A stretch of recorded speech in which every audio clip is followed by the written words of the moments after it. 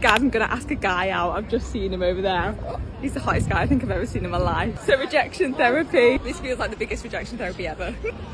Let's do it. Excuse me, I just wanted to say that I think you are so hot. Wow, thank you. You're welcome. I wondered, would you go on a date with me? Unfortunately, you're not really my type. I'm sorry. Yeah.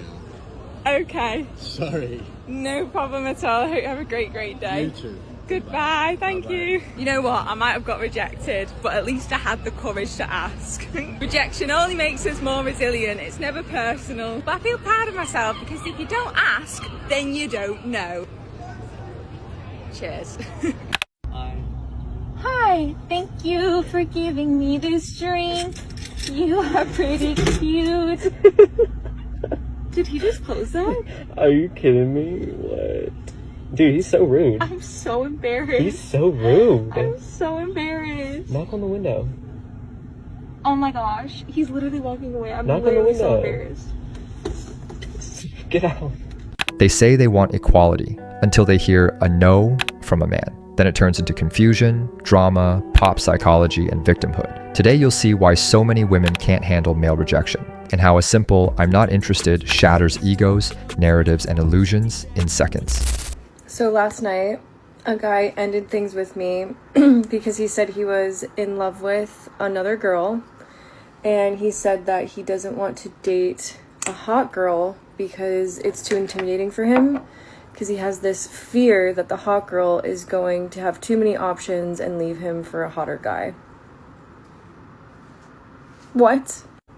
I don't know if he was just trying to like let me down easy and just be like, oh, you're too hot, like I can't date you, or if he was like opening up to me and like telling me something very vulnerable. But I didn't know that was a thing. Like, apparently men don't date women because they're too intimidating for them.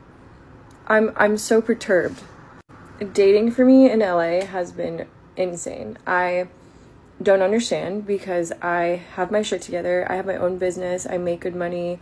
I take care of myself. I don't drink. I'm very emotionally regulated. I've been working on myself for 13 years.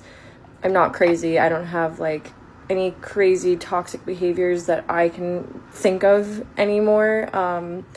So I just don't know. I don't know if dating in LA is just like the worst, like everyone says, and I've been trying to like be positive and be like, I don't know about that, but last night was crazy. That I'm like, okay, I think I'm just gonna focus on myself and make TikToks, and yeah, really, really interesting. The core issue here isn't men are afraid of hot women, but the inability to accept a no without turning it into a psychological theory about the man. When a man ends things directly, the reaction becomes confusion, suspicion, and a need for validation. Instead of accepting the decision, she tries to prove she's too good to be rejected, successful, emotionally regulated, disciplined. All of that may be true, and still not enough to spark attraction. Connection isn't a resume. The real discomfort isn't the end itself, but the collapse of the belief that self-improvement guarantees male desire. Let me tell y'all about a time that I asked a guy out and got rejected. Okay, I said a time, but there's been numerous times I've been rejected. But they have built some character, okay? So I went to Trader Joe's on a Sunday night. It was pretty empty. That's why I go at that time. And I'm doing my shopping, and I finally get to check out. I'm trying to find which cashier is available, and I look up and I notice this really, really, really cute guy. He kind of looks like this influencer that I follow. Very cute as well. And so my heart started like beating a little faster. I'm like, let me avoid this guy because I know that like I just can't handle it, you know? So I try to go with this other lady, but she's busy. She's like, hey, he's open if you want to go to him. And then he calls me over. I'm like, ah. So I walk up to him and he greets me with a really big smile and really direct eye contact, and I'm like, oh my god, this man is beautiful. He has like long brown hair and like a really good smile, tan skin. He starts asking me, the typical Trader Joe employee questions. How are you? Did you find everything okay? What's for dinner? Blah blah blah. And then he started asking me more questions. I think I brought up that I'm into fitness, and he starts asking me, oh, like, are you on a bulk? Are you on a cut? And I told him I was bulking. And then he started asking me about my hobbies, my interests, because I was dressed a certain way. This is what I was wearing, by the way, okay? I was dressed a certain way. He was asking me about my interests, like what do I do for fun.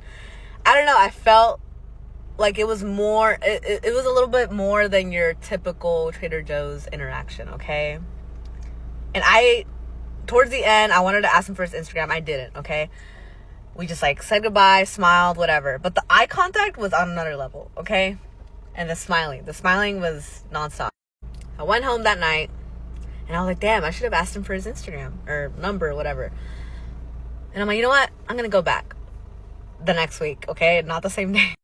So next Sunday comes around and I decide to go at the same time, same day. Actually, no, I think I went earlier, but I wore this outfit, okay? I wore this outfit. I wanted to look extra cute. And so I walked into the store and I didn't see him in the cashier house. I'm like, oh, he's not here. And I like was building up the courage to go up to him. I'm like, okay, you know what? Don't panic. Just walk around, do your shopping. If it's meant to be, he will be here. So I'm browsing through the aisles, finding all my stuff, and then I see him. I see him crouched down, stalking a shelf. And I'm like, oh, he's there. But he has coworkers around him, so I can't just approach him.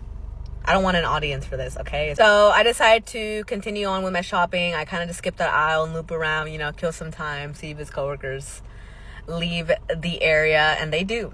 So then I find my opportunity, and I go up to him. I was like, hey, I don't know if you remember me from last week. I have no riz, okay? I'm just trying to strike a conversation. I was like, hey, I don't know if you remember me from last week, but I thought you were really cute, and I wanted to give you my number. So I gave him a little piece of paper with my number, and he's like very flattered.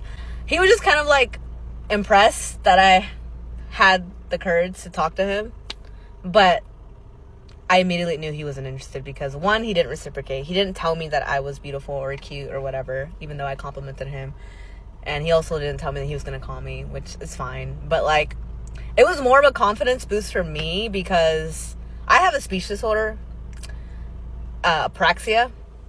And so going up to strangers is very intimidating and just like initiating a conversation. So that was just like proving to myself that I can do hard things. I can go up to somebody and just talk to them. So I ran into him recently and like nothing changed, but it's a little awkward sometimes. I'd rather just get rejected than to always wonder like what if he was interested and he just didn't have the courage and I had, you know what I mean? So it's like whatever, man.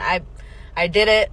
It is what it is. There's courage here, which is positive, but also a misreading of the situation. Politeness, friendliness, and conversation are not automatic signs of romantic interest. The discomfort shows up when rejection isn't explicit, as if the man owes interest just because he was nice, her credit is taking the risk, her mistake is romanticizing the interaction, and then being confused by male neutrality. Rejection is part of adult dating. Without inflated expectations, it doesn't become trauma or a story that needs public justification. Okay guys, let's do a quick story time. Gym Crush was there at the exact same time as I was, working out towards like the same equipment or whatever. And we were doing a lot of eye contact. And so that's what's been going on for a good couple gym sessions, And then today I was feeling, I don't know what the hell I was feeling, like very bold, not scared of anything in this fucking life apparently. I was like, you know what, today I'm gonna ask for his Instagram. And so he was working out, and before he started his set, I walked like towards him, and in my head I was like, I'm already here, like just do it, don't back out. And I go up to him and I touched him and I was like, hi. And then he was like, hey. And I was like, I have a question. He's like, what's up? And I was like, do you think I could get your Instagram? And he went, I have a girlfriend. I literally busted out laughing. I was like, oh, I'm so sorry. Like, and I was like, oh, okay, like totally okay. I was like, this is just so embarrassing now. And he's like, no, you're good. And I was like, nah, bye. But I've never faced like rejection in person, at least. So this was like a big one for me. But I'm really proud of myself for, going up to him in the first place, because I could have just like shut my mouth and like just keep playing eye tag with him or something, but I didn't want to do that. Ladies, this is your sign. Don't do it. Don't do it if you got fear of rejection, because that shit ate me up in that moment. And then I hit abs for like 25 minutes to 30. And I killed my shit because I was like, this is so embarrassing. That's all I thought. So, yeah. See you guys then. In this case, The rejection was clear, respectful, and honest. The man is taken. Still, the moment turns into disproportionate internal drama, as if hearing "I have a girlfriend" were an existential shock. The issue isn't trying, it's the inability to emotionally handle the response. The final warning, "Don't do this if you're afraid of rejection," reveals the key point. Many want the adrenaline of making a move without paying the cost of the outcome. Maturity isn't just acting, it's standing by the result without turning it into personal humiliation. So I've been wanting to do this video for a good minute. I'm gonna regret this shit. I'm gonna do it, fuck it. So y'all know I'm very transparent with my dating and what goes on in my love life. So I'm gonna just get to the point. I want to show y'all the guys that either I shot my shot at and missed, and the guys that pretty much put me in a friend zone or told me that they weren't interested. And just a quick side note, when I say shoot my shot, I'm fully delusional. In my head, I'm shooting a shot, but to everybody else, I didn't even have a ball in my hand. I just want to make that perfectly clear.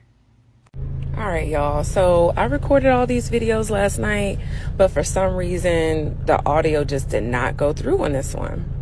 So I'm going to try to remember exactly what I said, but whatever. So this is Greg. He's coming in at number 5 of one of the men that essentially rejected me. So let me start from the top. I met this man on Fanbase. It's an app ran by Isaac Haynes. Check it out. And I spent a lot of time in the audio rooms. When I came across Greg, this man was charismatic, intelligent, insightful, knew how to hold a conversation, was very well-rounded, and fine as hell. So with all that being said, after meeting him and other friends on Fanbase, I decided to go out to Atlanta for my birthday.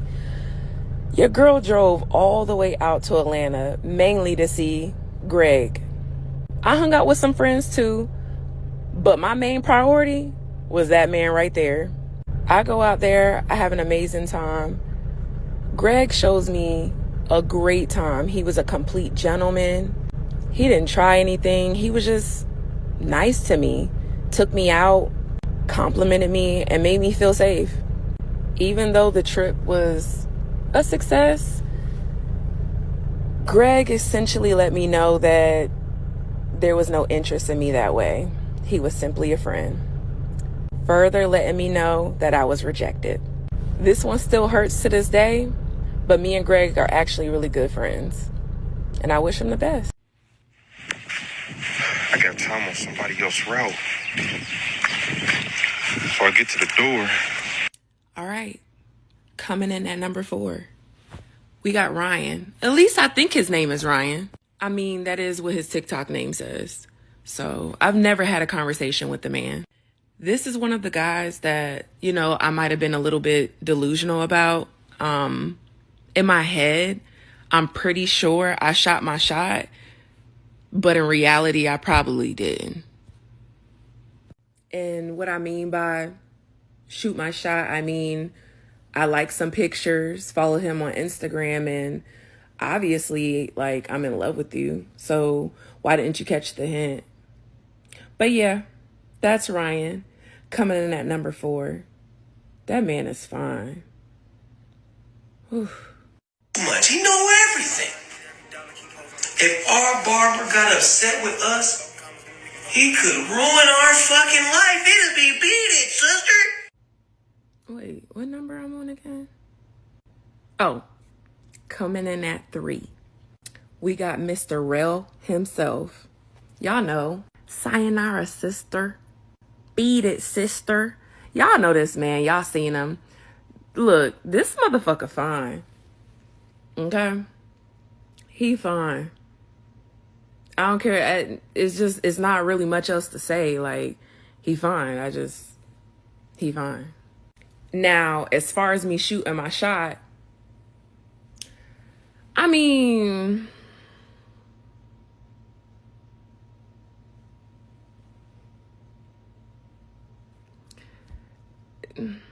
let's just put it like this. I could never bag this man. I simply couldn't. I just couldn't. We exchanged some DMs, but, you know, he just ain't want me. He told me to beat it, sister. But yeah, that's real. Another one that curved me. And that's okay. And coming in at number 2, red. All right, now, I had to put my glasses on because we enter in the top 2. Y'all look at this man. I want y'all to get a good look at him. Now, if you go to his page and look in his comments, amongst the rest of the thirsty girls is me. I'm in the comments. Now, I clearly shot my shot at this man several times, visibly for everybody to see, including him. I'm pretty sure I followed him on Instagram, liked all his pics, liked his videos. I think he duetted one of my videos, actually. But y'all know, like, I stay in Delulu land. And me leaving comments under the videos is me shooting my shot. And he should have known that. No, what am I saying? He did know that. And he turned me down. So yeah, coming in at number 2, we got red. Another one that curved me. She like, Poppy, I adore you. I'm like, baby, I ain't normal. Foreigner. I don't give a fuck what nobody think. I'm him.